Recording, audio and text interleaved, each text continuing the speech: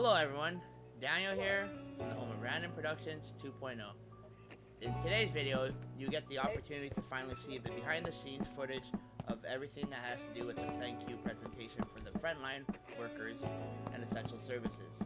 I also have on our group chat Michael, and at some point Hi. Lewis will be joining us. Michael's going to be assisting me in triggering all the levers and switches inside the podium there, because that's what he did while I was recording the footage for the main thank you presentation. So here on the first floor, as you can see, is the main room. This is where the Canada flag wall would be. This wall up in front of us here would be the We Heart You, and this wall with the sand in front of it would be the thank you wall. Obviously, in the last two videos, particularly the first one, you got to see what the room looked like when it was all black, and clearly there was a big failure when we were testing. So we had to go back to the drawing board. The solution was to build a basement, which definitely enhanced what we did here. If Michael, if you turn on the diamond block. That'd be the beacons. Yeah, the beacons. So we added beacons, which will come on very shortly. That's And your also, game renders. oh, There you go. See, alright, so the beacons turn on. So the solution for the failure was to add colored glass to help the concrete powder to fall directly down without it falling out of alignment. The same thing was the We Heart You. Everything comes from the second floor except for this. I'm just gonna go upstairs to show you what that looks like. So the good thing about us having to rebuild the design was I got to take everything out of context and make it better. So for example, adding beacons, although I probably use beacons way out of context for what they're meant to be, Michael can give you guys more of a description of what beacons are actually intended for, and they're not usually meant for a light show effect. Well, that's actually more of a secondary function, as Daniel said, that you can be using it for cosmetics. If you were playing, let's say survival mode, and you build a beacon, depending on how much of a solid ore block, that being gold, iron, emerald, or in this case diamond, you can get a certain amount of buffs, and the more blocks you have, the more range it has, and the more buffs and the stronger the buffs will have. These buffs can range from mining speed, jump heights, movement speed, night vision, and reduced hunger. So yeah, there you go. That's what beacons do. So here on the second floor, as you can see, is the main Canada flag and We Heart You. And Michael being on the podium, I'm going to go outside for him to be able to see what the inside is. Over here we have sticky pistons, which run all the way downstairs into the basement, and with the flick of a switch, you can make these all trigger to be able to drop to the podium. So in tradition to the original video, you will get to see Michael flick the switch that makes the Canada flag fall down. And I'm gonna ride it down, and you guys will see how that works when Michael hits the lever. The lever's already been hit. It's just gonna take a little bit. Yeah, there's a bit of a, oh, there you go. See, now it's falling, and it's putting the presentation. Just so you guys know, we've taken this Minecraft for Xbox way past its limits, because the game crashed on us several times, as well as it lags and freezes because the rendering has been over processed, and it honestly takes so long to get this done. But as you can see, the Canada flag is in place now. We can show you that downstairs. Well, that was flawless this time. Very good. And then I'm gonna get Michael to as well trip the We Heart You switch, which is these ones here, these pistons here. And the way that works is the concrete sand is built on top of some blocks that attached to the sticky piston, which then will allow for it to fall because anything powder, sand has an effect through gravity, and gravity will always force it down. So as soon as Mike gets to flick the lever, this should activate. There you go. Give it a second because it is coming from a long distance. And at some point you should see this all simultaneously turn off. Oh, there you go, see? And if we go inside as quick as possible, which is it's lagging out so much right now. You guys can see it's like struggling to move. This will fall. There you go, see it's falling. Okay, let's go back downstairs so I can quickly show you guys that.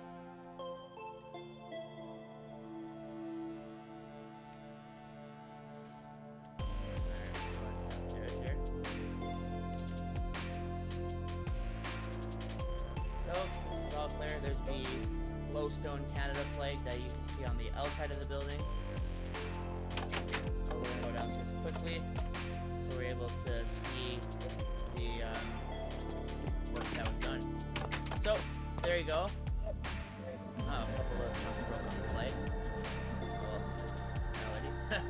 So, Michael can turn off the beacons now on the Canada flag. And Whole chunk for the We Heart You. Yeah, it didn't. That one in the actual testing phase worked out okay. Did not all fall? Oh, okay. No, and some of it's lopsided if you can see. That's okay. With the thank you one, it worked out perfect. Okay, so the one that definitely took this game beyond its limits was the thank you with the fireworks and everything. So Michael is gonna hit the sand block first for the thank you screen. As you can, I'm gonna try to zoom in on him doing that. There you go, you clicked it. Give it a few seconds. There you go. Oh, it's already doing it. Yep. That's the fastest it's done it. It's lagging out. I can't even. There goes your frame rate. Oh yeah, see that's all just falling, then falling. You gotta try to get close enough to the screen. In the actual thank you footage, I was able to make it so it zoomed out a lot more that you're able to get more of a bigger picture. This one, I'm actually have it on my normal ratio playing, so. And it doesn't help when the autosave feature keeps coming on, which helps make it more like that.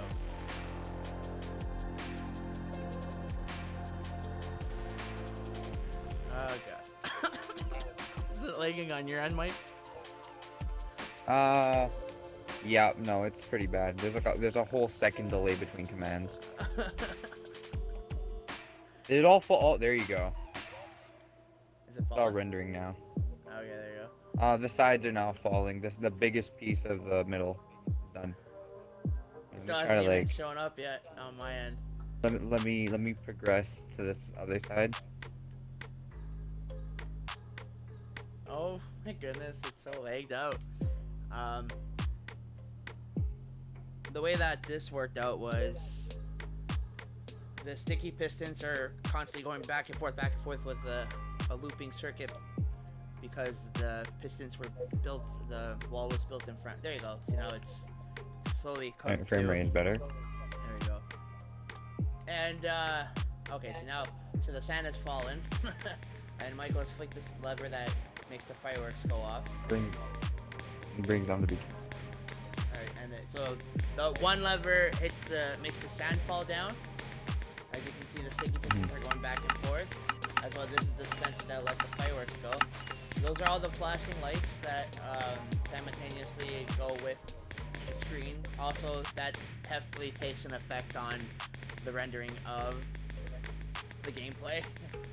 In the original building, the original structure, I had each of these sets of lights on its own repeating circuit, which when they were all active, there was no way to turn them off. It would cause the game to lag out. Alright, we're gonna let that run.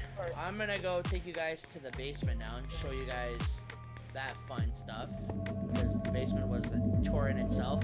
The basement was probably the hardest thing to break.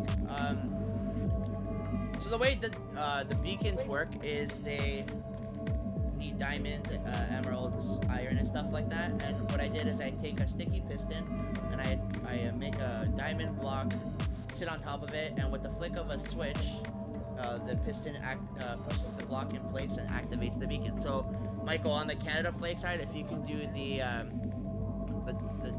the beacon light just to show it activate, how that works.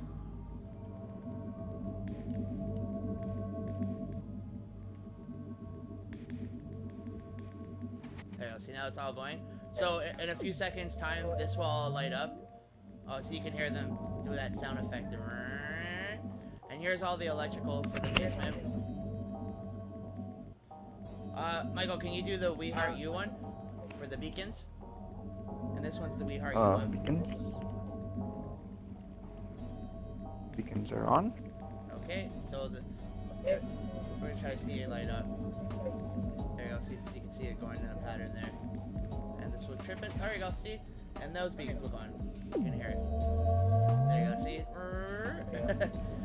Okay. In addition to that stuff, the most complex circuit would be the main presentation board. And that being said, is this right here would be is the front.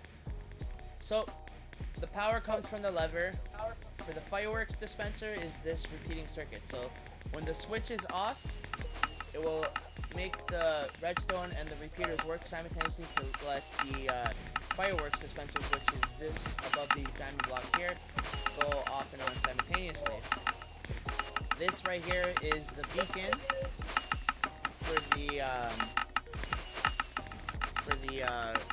thank you presentation. When the lever is on, it will make these turn on and it will turn off the fireworks dispenser. Also with the sand blocks for the thank you screen, the way it was built, it needed to be where the sticky pistons reverse back and forth to be able to push the sand into the deep water pit that I built here. As you can see, they go back and forth, back and forth. So the sand is here, and they would grab, here's an example, see? Either crush it or drop it, so it's one or the other, see? And then they would fall here in the water pit. And go back and forth. The lighting is like this. Okay, that's for that. Hey, Michael, you can turn off the sand lever for the thank you presentation. Alright, there you go. Alright, so there you go. You turned it off. The repeating circuit is shut down now. There's constant flow of power going to the pistons, and the pistons are now not doing anything, but they're in the open position. Is the oh, you turned on the beacons here? Alright, so Michael, turn on the fireworks presentation again. So when Michael flicks the lever, the pistons will drop, the fireworks will turn on, the repeating circuit will kick in to make the fireworks thing. And it also, on the other side, let me go around the whole entire room, is the repeating circuits for the lighting system.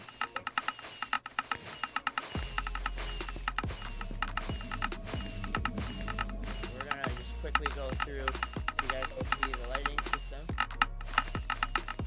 It's lagging out. This basement was a chore to build, by the way, guys. There you go. So we're getting to the end of here, and so this one is for one phase of the lighting system, and this one here is for the other. So we're gonna go outside to show you guys the lighting system and how that would work out.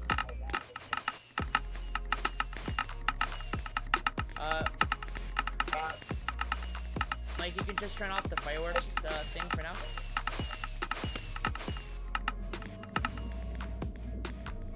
Alright, so I'm gonna make my way upstairs. So, yeah, this is the room. The basement we built, which was a chore. Building anything that's in water, especially a box, will, it's really hard because you still have to get the water out, especially in big spaces. It takes a lot of work. You normally just use sponge or lava. Actually, this is the prototype 2 of the basement because we did prototype 1 and it didn't help us at all because it just kept crashing the game and stuff, and it was just so difficult.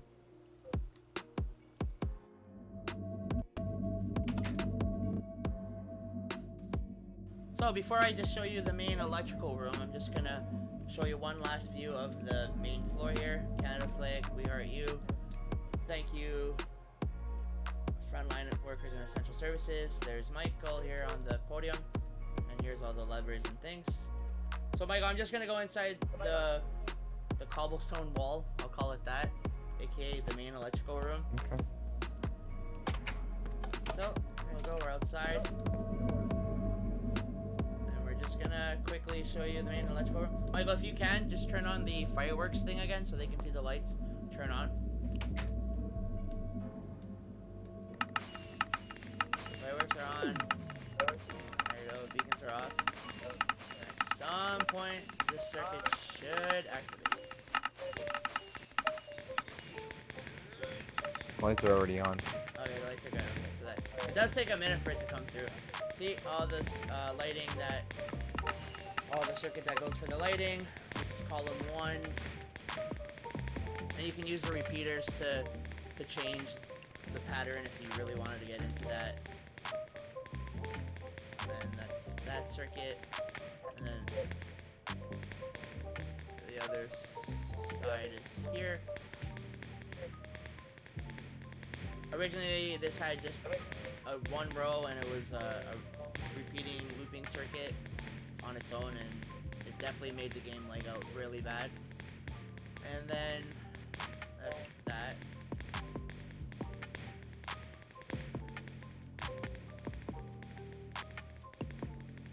And here's the risers for the sticky pistons for the Canada flag to fall in the We Heart You. And this wall we built out of cobblestone, which was we used lava and then water, and it helped encase everything. Hey, it makes for going faster. Alright, Michael, you can turn off the fireworks dispenser. There you go. And because the power is constantly flowing, it just makes the light stay solid lit. So this eventually will come on as one solid row of lighting, and it won't lag out the game as much, and this row will just turn off.